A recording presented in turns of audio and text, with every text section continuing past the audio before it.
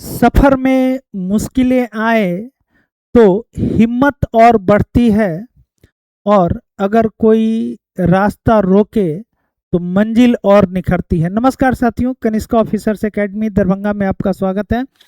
और हम Hindu news analysis के साथ आए हैं, और आज का बहुत ही एक बेहतरीन आर्टिकल्स है द हिंदू का, जो कि हम लोग देखेंगे।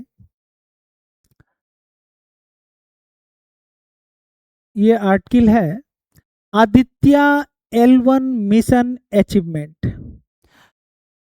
पहले इसकी इसके खबर को पढ़ते हैं, और ये बहुत ही इम्पोर्टेंट होने वाला है, प्री के लिए भी, मेंस के लिए भी, और साथ ही साथ आपके इंटरव्यू के लिए भी।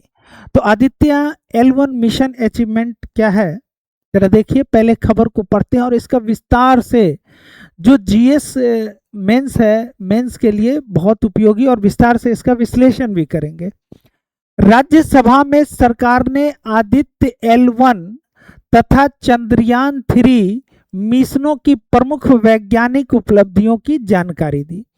इसका मतलब है कि सरकार ने राज्यसभा में आदित्य L1 मिशन और चंद्रयान 3 मिशन की क्या उपलब्धियां रही उसके बारे में बताया। साथ ही इन मिशनों ने शुक्र कक्षीय mission, Venus orbiter mission, Chandrayaan 4 तथा चंद्रयान 5 ल्यूपेक्स जैसे भविष्य के अभियानों की वैज्ञानिक एवं तकनीकी आधारशिला भी तैयार की। मतलब राज्यसभा में चंद्रयान 3 और आदित्य L1 मिशन के उपलब्धियों को, उसकी उपलब्धि क्या रही, ये बताया गया। और साथ ही साथ ये भी बताया गया कि भविष्य में जो चंद्रयान पर मिशन होने वाला है, या शुक्र पर जो मिशन होने वाला है, उसके लिए भी आपको, भविष्य के बारे में भी ये आपको जानकारी देता है कि कैसे आपका मिशन सफल रहेगा। आदित्य L1 क्या है? आदित्य L1 भारत का सौर भौतिकी मिशन है, यानी ये सूर्य की मॉनिटरिंग के लिए इस मिशन को भेजा गया, जिसका उद्देश्य है सूर्य तथा सूर्य पृथ्वी संबंध का अध्ययन करना। आदित्य L1 मिशन जो है सूर्य का अध्ययन कर रहा है, और सूर्य और पृथ्वी के संबंधों का अध्ययन कर रहा है। इसे सूर्य पृथ्वी L1 लैग्रांज बिंदु, जिसको सन अर्थ लैग्रांज पॉइंट के आसपास स्थापित किया गया है। तो लैग्रांज पॉइंट क्या होता है, इसको भी समझेंगे। जहां से सूर्य का निरंतर अवलोकन संभव होता है, उसको लैग्रांज पॉइंट कहते हैं। आदित्य L1 की प्रमुख वैज्ञानिक उपलब्धि क्या रही? सरकार ने राज्यसभा में इसकी जानकारी दी। आदित्य L1 की प्रमुख वैज्ञानिक उपलब्धि ये रहा कि पहली बार coronal mass ejection, CME, Kanishka officers academy का जो पहला वीडियो आया था वो CME पर ही था। कोरोनल मास इजेक्शन क्या है?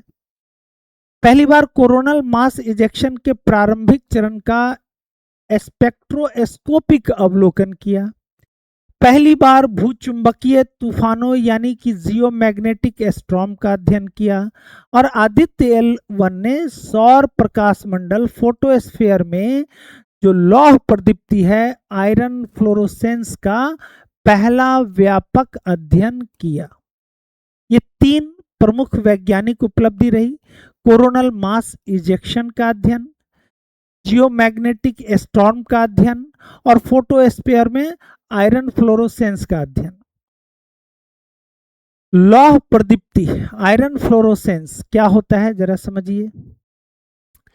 यह एक ऐसी प्रक्रिया है जिसमें सौर ज्वालाओं से निकलने वाली उच्च ऊर्जा वाली एक्स किरणें सूर्य की निचली सतह में मौजूद उदासीन लोहे के परमाणुओं से टकराती है, ठीक है, जिससे वे चमकने लगते हैं और विशिष्ट एक्स किरणों का पुनः उत्सर्जन करते हैं।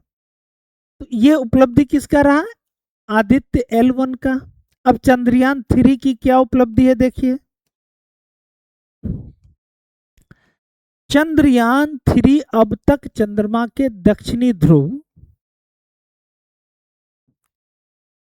चंद्रयान 3 चंद्रमा के दक्षिणी ध्रुवीय क्षेत्र में सफलतापूर्वक उतरने वाला दुनिया का पहला मिशन है। चंद्रयान 3, ये भी याद रखेंगे कि ये चंद्रमा के साउथ पोल पे सॉफ्ट लैंडिंग किया, साउथ पोल पे सॉफ्ट लैंडिंग किया, और ये दुनिया में ऐसा करने वाला ये पहला मिशन है। चंद्र सतह उष्मा भौतिकी प्रयोग, जिसको चंद्र सतह उष्मा भौतिकी प्रयोग CHA-STE ने पहली बार 10 सेंटीमीटर गहराई तक तापमान मापा, तीव्र ऊर्ध्वाधर तापमान प्रवणता का पता लगाया। तो आप यहाँ पर ये CHA-STE और ग्रेडियंट भी हम लोग समझेंगे। अल्फा एक्स किरणें स्पेक्ट्रोमीटर यानी apex, alpha particles X ray spectrometer ने अवतरण स्थल के निकट मैग्नीशियम समृद्ध खनिजों की पहचान की, और रंभा एलपी ने पहली बार दक्षिणी ध्रुवीय क्षेत्र के निकट इलेक्ट्रॉन घनत्व यानी इलेक्ट्रॉन घनत्व और प्लाज्मा तापमान का प्रत्यक्ष मापन किया। तो इसको हम इस खबर को विस्तार से समझने का प्रयास करते हैं। खबर ये रहा कि राज्यसभा में पहली बार सरकार ने इन मिशनों की वैज्ञानिक उपलब्धियों की व्याख्या की, इन मिशनों के वैज्ञानिक उपलब्धियों की व्याख्या की, और आदित्य L1 की वैज्ञानिक उपलब्धि बताई कि भाई आदित्य L1 मिशन का अचीवमेंट अभी तक क्या रहा। ठीक है, तो आदित्य L1 मिशन जो है वो सूर्य के अनुसंधान के लिए, सूर्य पर घटित घटनाओं के अनुसंधान के लिए, और उन घटनाओं का प्रभाव पृथ्वी पर क्या होता है इसके लिए आदित्य L1 मिशन को स्थापित किया गया ऑर्बिट में।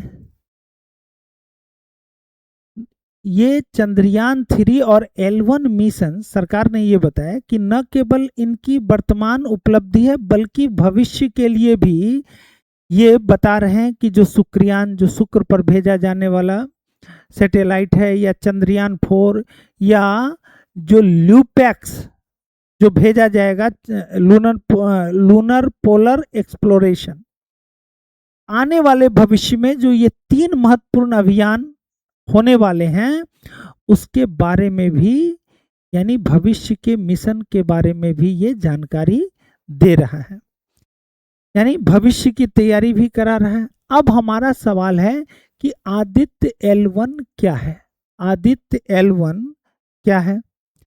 तो आदित्य L1 सबसे पहले बताया कि भारत का पहला सूर्य मिशन है। ठीक है, सोलर मिशन है ये, और इसका उद्देश्य क्या है, सूर्य का अध्ययन करना। उद्देश्य क्या है, सूर्य का अध्ययन करना, सूर्य का अध्ययन करना। साथ ही साथ सूर्य पर घटित घटनाओं का जो पृथ्वी पर प्रभाव पड़ता है उनका भी अध्ययन करना। जैसे आप देखिए, सूर्य से निकलने वाली ऊर्जा, सूर्य में होने वाले विस्फोटों को समझना और जानना कि इन सब का प्रभाव पृथ्वी पर क्या पड़ता है।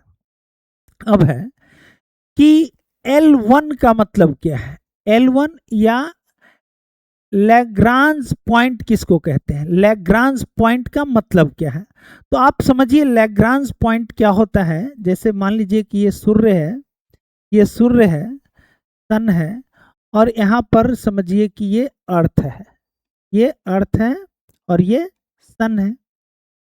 तो लैग्रांज पॉइंट बोला जाता है कि सूर्य और पृथ्वी के बीच उस पॉइंट को बोलते हैं, उस बिंदु को बोलते हैं जहां पर आप सैटेलाइट को स्थापित कर सकते हैं। क्या कर सकते हैं, स्थापित करते हैं। यानी इसको हम बोलेंगे L1, पॉइंट L1।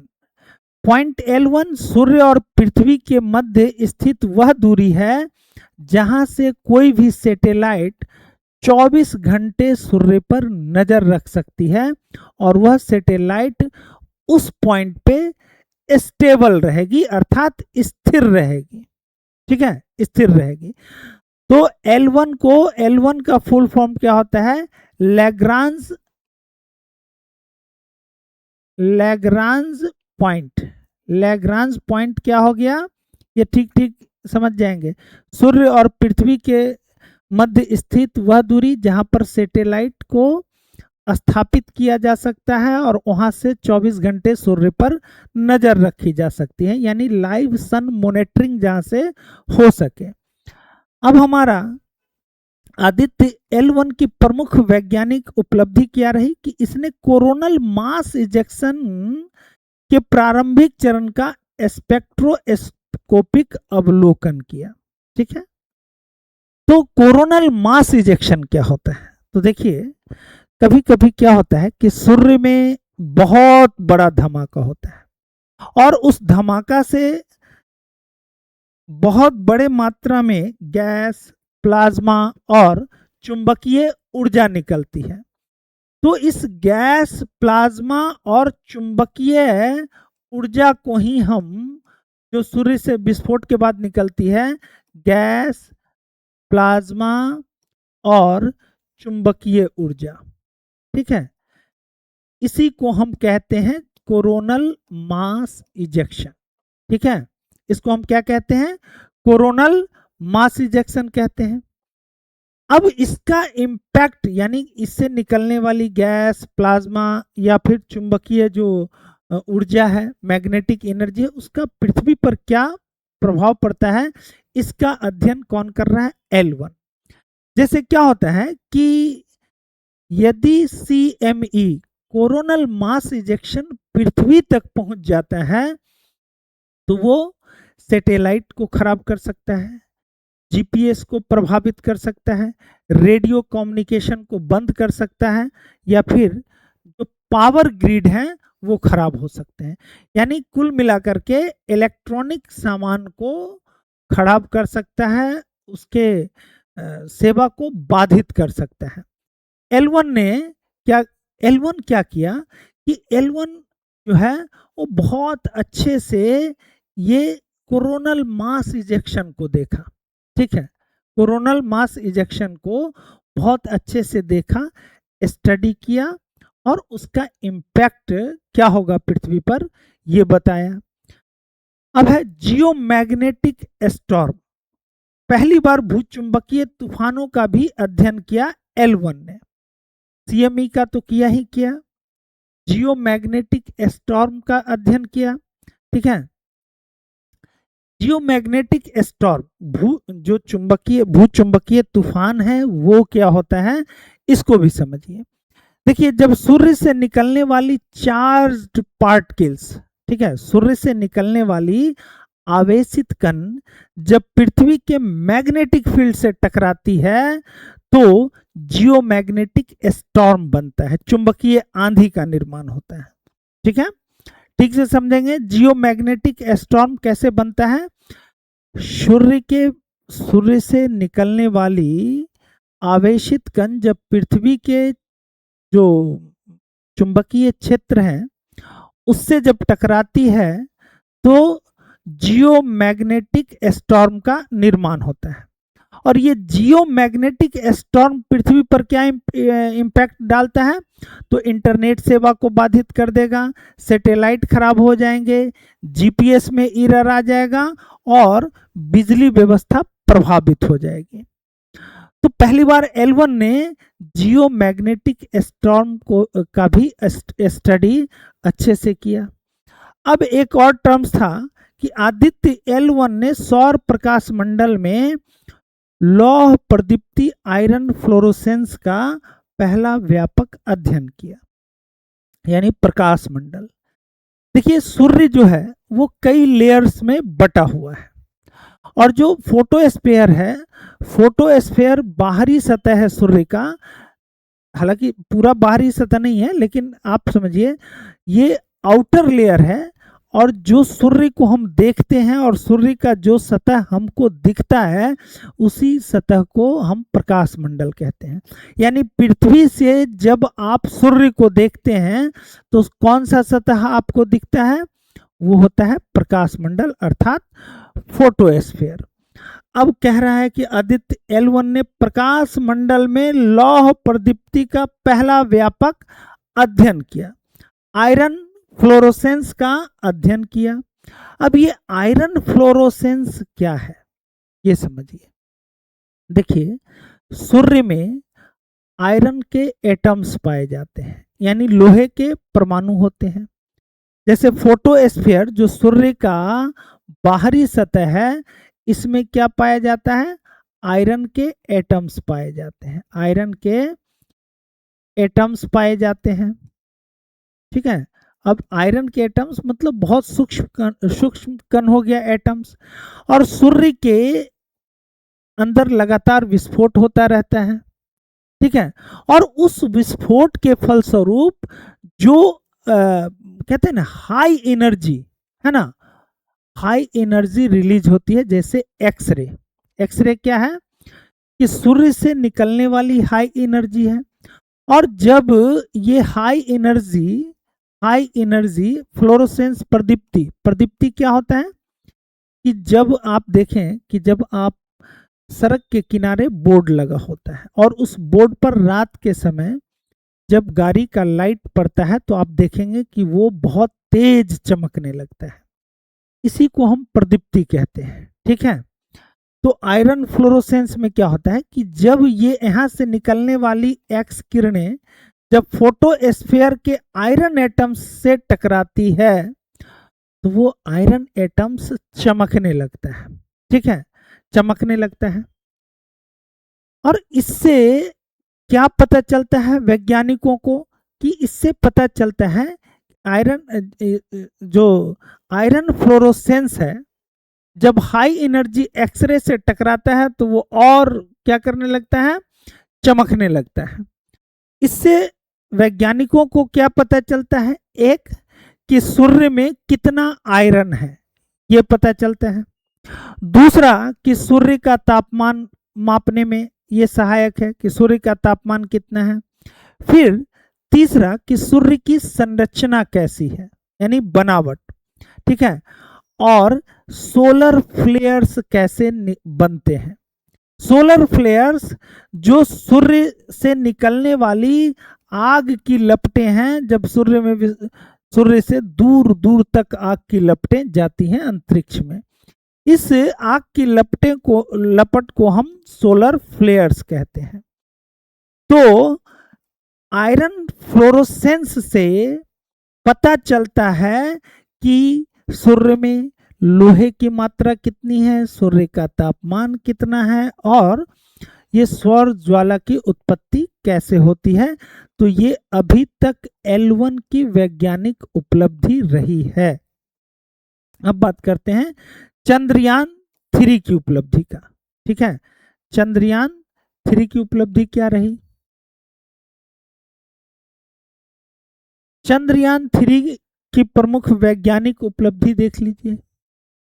तो पहला तो याद रखेंगे कि जो चंद्रयान है, जैसे मान लीजिए कि ये मून है, ठीक है, मून है, तो ये मून का नॉर्थ पोल हो गया, नॉर्थ पोल हो गया, और ये मून का साउथ पोल हो गया, साउथ पोल हो गया। तो जो चंद्रयान 3 है, C3, ये कहां पर उतरा है? साउथ पोल पर। याद रखेंगे, ये पूछेगा कि चंद्रयान 3 का सॉफ्ट लैंडिंग चंद्रमा के किस ध्रुव पर हुआ है? तो इसका हुआ है दक्षिणी ध्रुव पर। और इससे पहले हमारा मिशन फेल हुआ था, लेकिन बावजूद इसके हम दुनिया के पहले देश बने जिसने अपना मिशन कंप्लीट किया, और हमारा जो चंद्रयान 3 है वो चंद्रमा के दक्षिणी ध्रुव पर उतरा। ठीक है, तो दक्षिणी ध्रुव पर उतरने वाला पहला मिशन भारत का रहा। तो क्यों पूरा दुनिया चाहता था कि साउथ पोल पर उसका सॉफ्ट लैंडिंग हो, उसके सैटेलाइट का? इसका कारण क्या था? क्योंकि माना जाता है कि साउथ पोल पर पानी हो सकता है, यानी चंद्रमा पर पानी की कहीं अधिक संभावना है तो वो साउथ पोल पर है। तो एक तो उसका पता लगाना। दूसरा कि यदि यहाँ पर पानी की उपलब्धता होगी तो भविष्य में पानी की उपलब्धता होगी तो भविष्य में यहाँ पर मानव बस्ती बसाया जा सकता है, मानव बस्ती बसाया जा सकता है। इसकी भी एक संभावना प्रकट की जाती है कि मानव बस्ती बसाया जा सकता है। और तीसरा माना जाता है कि साउथ पोल पर हीलियम अपार मात्रा में है, जिससे ईंधन की प्राप्ति की जा सकती है। ईंधन की प्राप्ति की भविष्य में रोबोट के जरिए, यदि मनुष्य के जरिए संभव हुआ तो हुआ, नहीं तो रोबोट के जरिए खुदाई करके वहां से ईंधन हीलियम लाया जा सकता है। और ये माना जा रहा है कि यहाँ पर ईंधन इतने पर्याप्त मात्रा में है कि पूरे पृथ्वी का जो ऊर्जा संकट है वो अगले 10,000 वर्ष तक के लिए समाप्त हो जाएगा। केवल चंद्रमा के साउथ पोल पर इतना अपार मात्रा में हीलियम की संभावना व्यक्त की जा रही है कि उससे इतना ईंधन बनाया जा सकता है कि पूरे पृथ्वी के पर जो है 10 वर्ष तक ऊर्जा संकट समाप्त हो जाएगा। 10 वर्ष तक आपको ऊर्जा संकट देखने को नहीं मिलेगा। इसीलिए पूरा दुनिया चंद्रमा के साउथ पोल में अपनी रुचि रखता है। ठीक है, साउथ पोल में अपनी रुचि रखता है। अब आगे है कि चंद्र की सतह पर भौतिकी प्रयोग, चंद्र सतह उष्मा भौतिकी प्रयोग, जिसको CHASTE CHASTE कहा जाता है, मतलब हुआ Chandra's surface thermophysical experiment. Chandra's surface thermophysical experiment. तो क्या है कि जो ये CHASTE है वो चंद्रयान 3 में लगे वैज्ञानिक उपकरण है। क्या है? वैज्ञानिक उपकरण है, जिसका उद्देश्य क्या पता लगाना है? इसका उद्देश्य है कि चंद्रमा के मिट्टी के अंदर का तापमान पता करना। चंद्रयान 3 में लगे उपकरण CHASTE का उद्देश्य क्या है कि चंद्रमा के सतह के नीचे का तापमान का पता लगाना, और ऐसा वो कर लिया है। ऐसा कैसे किया? तो इस उपकरण के माध्यम से 10 सेंटीमीटर की गहराई का तापमान मापा गया, तो पता चला कि सतह के तापमान और अंदर के तापमान में जमीन आसमान का अंतर है। सतह का तापमान बहुत ज्यादा है और अंदर का तापमान बहुत कम है। इसको बोलते हैं, यानी तापमान में इस अंतर को बोलते हैं, क्या हम बोलते हैं? Gradient, temperature gradient. ठीक है, टेम्परेचर ग्रेडियंट का मतलब हुआ तापमान में अंतर। ठीक है, प्रेशर ग्रेडियंट का मतलब होता है दाब में अंतर। ठीक है, तो ये पता चला कि भाई ऐसा नहीं है कि एक ही जैसा टेम्परेचर है। ठीक है, इसके बाद है alpha particles X ray, apex. ठीक है, alpha particles X ray spectrometer. अब ये भी चंद्रयान 3 में लगा हुआ एक उपकरण है, जिसका कार्य क्या है कि चंद्रमा के मिट्टी में कौन कौन से तत्व हैं, कौन कौन से तत्व पाए जाते हैं। तो इसने मैग्नीशियम और बहुत सारे समृद्ध खनिजों का पता लगाया है, जैसे मैग्नीशियम है, एल्युमिनियम है, सिलिकॉन है, सल्फर है, आदि तत्वों की पहचान की। और यही चीज हमारे भू प्रॉपर्टी में भी पाई जाती है। तो एक तो ये पता लगाया। अब है कि रंभा एलपी, ठीक है। अच्छा, ये खनिज सबके बारे में पता लगाने से क्या होगा कि चंद्रमा की संरचना समझने में मदद मिलेगी और भविष्य में वहां पर माइनिंग की भी संभावना है, यानी खुदाई के जरिए इन खनिज तत्वों को निकालना। रंभा एलपी, देखिए ये रंभा एलपी ये भी चंद्रयान 3 में लगा हुआ एक वैज्ञानिक उपकरण है जिसका उद्देश्य है कि यह चंद्रमा के आसपास जो आवेशित जो प्लाज्मा है उसका अध्ययन करना। अब प्लाज्मा क्या होता है? तो प्लाज्मा आवेशित कण को प्लाज्मा कहते हैं, ठीक है। यानी प्लाज्मा का मतलब होता है charged particles, charged particles.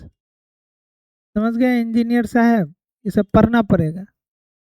Charged particles, plasma क्या है? Charge particles. जैसे हम लोग मैटर पढ़ते हैं ना, तो मैटर पढ़ते हैं कि सॉलिड स्टेट में होता है, लिक्विड स्टेट में होता है, फिर गैसियस स्टेट में होता है, और गैसियस स्टेट से ऊपर क्या होता है? प्लाज्मा स्टेट होता है, और उससे ऊपर क्या होता है? बोस आइंस्टीन कंडेंसेट स्टेट होता है। तो ये मैटर के अलग अलग स्टेट हैं, ठीक है। और ये सभी अवस्था तापमान में अंतर के कारण पदार्थ बदलता रहता है। तो जब बहुत ज्यादा टेम्परेचर हो जाता है तब जो गैस होता है वो क्या होता है? चार्ज, गैस के जो पार्टिकल्स होते हैं वो चार्ज हो जाते हैं। तो उसी चार्ज पार्टिकल्स को प्लाज्मा कहते हैं हम। तो ये रंभा एलपी जो है वो दक्षिणी ध्रुवीय क्षेत्र के निकट इलेक्ट्रॉन घनत्व यानी प्लाज्मा तापमान का प्रत्यक्ष मापन किया। ये बताया कौन? ये जो रंभा एलपी है ये बताया कि जो चंद्रमा है वहां पर इलेक्ट्रॉन डेंसिटी कितना है और दूसरा प्लाज्मा टेम्परेचर कितना है, ठीक है। इस दोनों का प्रत्यक्ष मापन किया, प्लाज्मा के टेम्परेचर का और इलेक्ट्रॉन के डेंसिटी का। इससे भविष्य में क्या होगा कि लूनर मिशन और भी सुरक्षित होगा। लूनर मिशन, जो चंद्रमा पर जो मिशन भेजा जाएगा उसको इस तरह से डिजाइन किया जाएगा कि इसको कहाँ उतरना है, उसके लिए उसका बॉडी कैसा होना चाहिए, जो कितना अधिकतम वहाँ तापमान होगा, कितना तापमान तक वो सह सकता है। तो ये सरकार के द्वारा राज्यसभा में L1 और चंद्रयान 3 मिशन के बारे में दी गई वैज्ञानिक L1 और चंद्रयान 3 के द्वारा जो वैज्ञानिक उपलब्धियां हासिल की गई हैं उसके बारे में जानकारी दी गई है। तो आज के वीडियो में इतना ही। ऐसे ही अन्य रोचक महत्वपूर्ण परीक्षा उपयोगी खबरों के लिए आप कनिष्क ऑफिसर्स एकेडमी को सब्सक्राइब करिए। और आज के वीडियो में इतना ही। धन्यवाद।